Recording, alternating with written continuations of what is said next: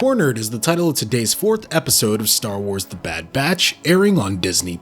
Here we go. If you wanted more fan service in the show, this episode has it. We open with the gang needing to hide. Yeah, Omega doesn't like this, seeing as her whole life has been really shut out from the rest of the world. She doesn't get to discover things. She's kind of been hiding her entire life. Oh man, the gang's out of resources, fuels, rations. Yeah, so they've kind of been on hard times ever since the benefits of the Republic have been stripped away. Oh no, more bad news as Echo explains comm chatter has their ship on a wanted list. Well, good thing Tech can scramble it, but in order to do this, he states that they need to land on the planet of Pantora to make it happen. Okay, the moment these guys land on the planet, Tech and Wrecker are bribed, and the person who bribed them ends up contacting a certain someone who has a hit out on our gang, or more specifically, your girl Omega. Fennec Shand? Yeah, that Fennec Shand. You guys watch The Mandalorian? Of course you watch The Mandalorian. Okay, I love this. I love seeing Star Wars cross all of these different mediums together. They've always done this, granted, but I don't know, I just watched The Mandalorian just a few months ago, and now seeing those characters implemented into the Bad Batch and just, it's something that not a lot of brands have, and it's something that Star Wars has the edge on other properties on, and whenever they take advantage of that and do it on the screen, I'm very much appreciative of it. Couldn't go without highlighting that. I love this stuff. Please, more, bring it on. The gang are making repairs to the ship and all that good stuff, while Hunter and Echo are going out along with Omega, who is more than enthusiastic about making this a nice sightseeing experience for herself. They end up running into a celebration of the end of the war, as well as seeing how the world around them is changing with the requirement of chain codes that we were introduced to in the episode Cut and Run. While this is going down for them, we cut back to Wrecker and Tech, who have a very nice interaction in this episode. We get to see the character between these two build up, something we haven't seen too much in the past few episodes. They're paired together to repair the ship, so we get some nice character moments out of that. Nice little gags and conversations, like you do. Back with Hunter, Omega, and Echo. Yeah, Hunter is struggling to sell off some gear. While he's doing this, Omega's making sure that she makes the most of her time while out and exploring. She gets very wrapped up and interested in her surroundings. While the seller is dodging everything that Hunter is trying to sell off, there's one exception, one thing that the seller says, hey, I don't mind if you want to sell that thing over there, and the thing that he's talking about, their droid. He wants to buy their droid. Yeah, here's the thing, they don't have a droid. Yeah, so Echo's in some getup. He has a specific outfit that he put on to kind of hide himself, and this outfit just happened to make him look like a droid, so he's mistaken for one, and yeah, the only way that they're gonna get the money that they need, the credits, is by selling off Echo as a droid. Sad times for your boy Echo. Oh, look at this, we have a cute little creature. Cute little creatures, of course, capture the attention of Omega. So Omega's holding this little doll thingy, this little toy type thingy mabobber thing. So when she goes to visit the cute little creature snatches the toy thingy mabobber thing, to which naturally Omega would go and follow it. And oh no, your girl Fennec. Yeah, as Fennec bumps into Omega and tries to pull this nice little scheme, coming up to Omega, trying to be all nice like, helping her get food, chatting her up, pulling one of those, oh, are you lost, little girl? Let me help you find your family numbers, and nope, gotcha. Hunter comes up to find Omega and Fennec, trying to warn Omega of the situation she's in, and yeah, your boy Hunter takes another L this episode. Why are you the leader again? Omega manages to run off, and here comes Fennec after her. Tech and Wrecker are soon contacted by Hunter, who informs them of what is going down with Omega right now. They do have to go into overdrive to get the ship up and running. Luckily, the droids Echo was placed with earlier in the episode when he was purchased as a droid himself are willing to give a helping hand in helping to repair the ship after a little bit of persuasion on Echo's end. With Omega still on the run, Tech keeps an eye on her and is able to track her, helping Wrecker find his way to her and help send her back to the ship, before our dude's put into a match against Fennec, where he takes an even bigger L than Hunter. Clone Force 99, emphasis on the L. Yeah, they're a little extra incompetent in this episode. It's chill, I'm still having fun. So the chase continues, a moment of Fennec actually helping Omega from falling to her non-existence, so at least we know her motive isn't to unlife her, but she's still coming after her for sure. After a bit of chasing, Hunter gets the girl to safety and they escape, with Fennec left still alive, which I'm sure is to serve for future episodes of The Bad Batch and Mandalorian. And look, now the ship is repaired, Omega is saved, and the Bad Batch have to reunite and go on and continue with their adventures in the world of Star Wars. Well, after explaining to Omega that she's kind of a target for the bounty hunter that was chasing them down the entire episode. And may I just add, the character growth for Wrecker continues in this episode. While they're explaining to Omega that she's a target, he stands forth and says, hey, Don't scare the kid. Like I said, man, started last week's episode, he didn't give a crap, or he didn't really know, I should say, how to approach with Omega being here, but now that he's learned by the end of the last episode, giving her a room and everything, now he's very protective. He has a soft heart. We're seeing character growth. I love it. I'm gonna cry. Maybe I am crying. Hey, I'm a wimp. I'm soft. I like this stuff.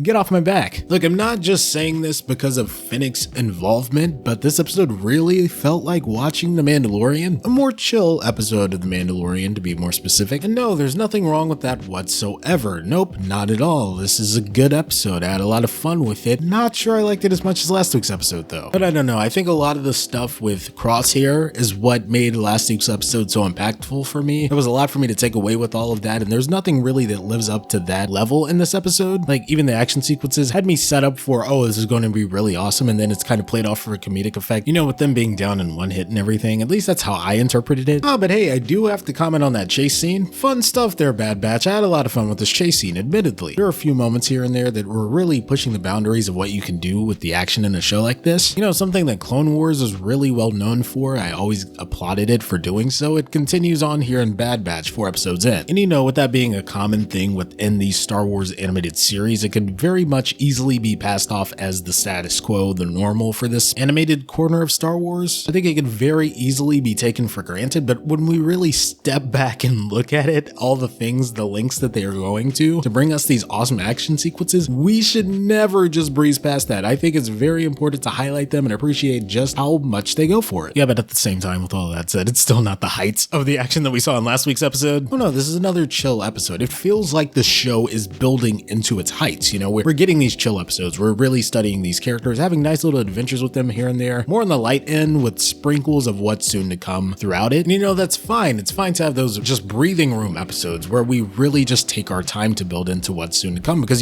days aren't going to be this simple once we get to the latter half of the season. I don't know, I just have a strong feeling that in the latter half of this show, we're going to be under a lot of stress, a lot of dark times, and a lot of, man, I wish we could just go back to the days when our worries were getting bribed and Echo being mistaken for a droid.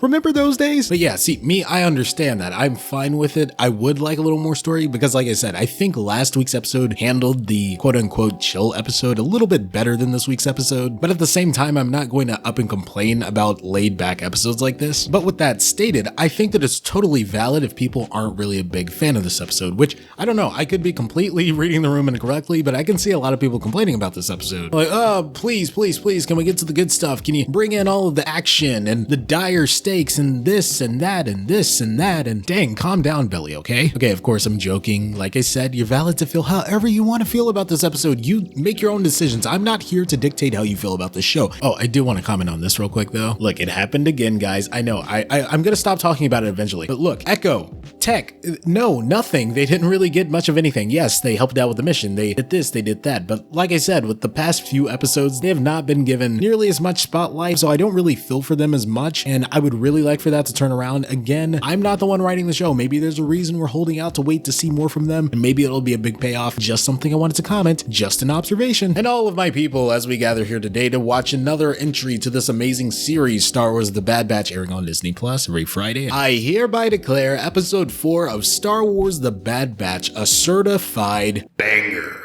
What can I say? I like the episode, man. Now, just to dig a little bit more before we leave, to be fair, yes, I think the fan service in today's episode did outweigh the character moments for me. They didn't really hit hard, nor do I think that they were aimed to do so. I really think the intention of today's episode was to be a really cool episode that really solidifies The Mandalorian and the lore, blurs the line between all these different areas of Star Wars, blends it into one cohesive world, and it succeeds at that. Wholeheartedly and admittedly, yes, I do fall hard for fan service.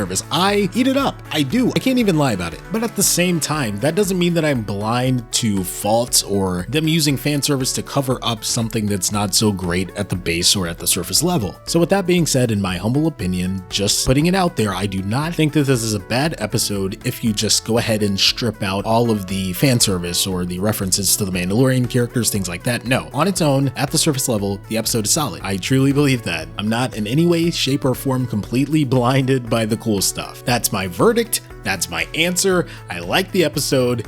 there you go. I think it's about time for me to shut up now. You gotta have the floor. You gotta be the one talking now. You know, how is this gonna be a conversation if you're not talking back, right? So get down there in that comment section below. You gotta tell me, what did you think of today's episode of The Bad Batch? Did you love it? Did you hate it? Were you satisfied? Were you disappointed? However you felt, it's valid. It doesn't matter if you liked the episode, it doesn't matter if you didn't like the episode. Just express your feelings down in the comment section below. We're not gonna fight, we're just gonna have a simple conversation. Oh, this is why I liked it, this is why I didn't like it. You know, just be nice to everyone, okay? So there we go, another solid entry into this series, The Bad Batch, airing on Disney+.